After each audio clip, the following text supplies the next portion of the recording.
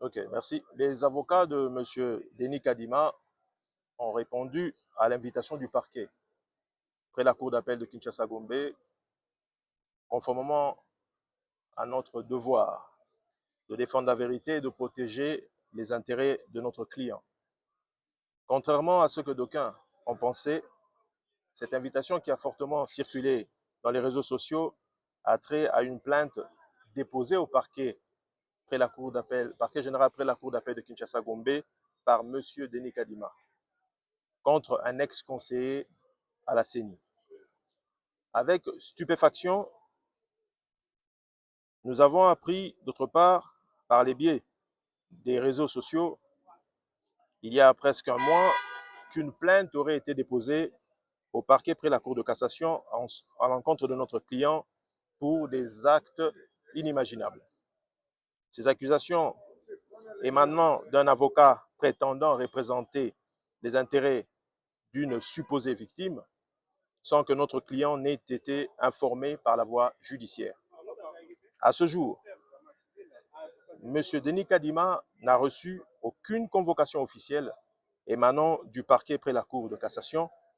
Toutefois, notre client se tient prêt à coopérer pleinement pour établir la vérité, car des accusations aussi graves ne doivent jamais être prises à la légère ni exploitées à des fins malveillantes. Notre client est la cible d'un odieux chantage, orchestré par des maîtres chanteurs, appuyés par certaines officines politiques. Ces manœuvres visent à l'intimider, à perturber sa tranquillité, à entraver l'exercice de ses fonctions en tant que président de la CENI. Nous, ces conseils, exprimons par ce mot notre profonde indignation face à cette campagne montée de toutes pièces pour le dénigrer. Cette offensive malveillante, soigneusement orchestrée par des réseaux mafieux, vise à ternir la réputation de M. Denis Kadima par des accusations gravissimes et sans aucun fondement. Il convient de rappeler que M. Denis Kadima est un leader reconnu pour son engagement en faveur de l'égalité des genres.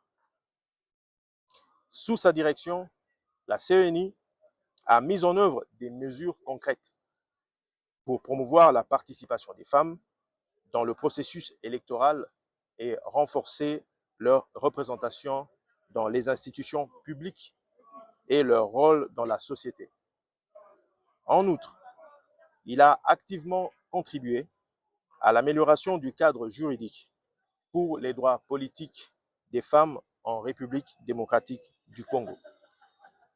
Ces accusations fallacieuses ne sont rien d'autre qu'une tentative désespérée de détourner l'attention des avancées significatives réalisées dans la gouvernance électorale en République démocratique du Congo sous le leadership de M. Denis Kadima.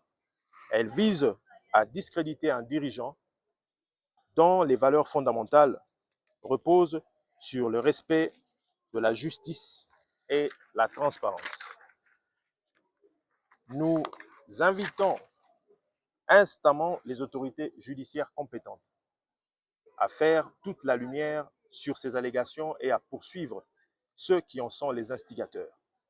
Malgré ces attaques, M. Denis Kadima reste fermement engagé à mener à bien sa mission au service de l'électorat congolais et du développement de la République démocratique du Congo. Nous appelons les médias et l'opinion publique à faire preuve de vigilance et de discernement face à ces manœuvres malveillantes, à ne pas se faire le relais de fausses informations et à préserver la dignité, l'intégrité des personnes injustement accusées. C'est aussi cela, le sens et l'essence même d'un état de droit. Nous vous remercions.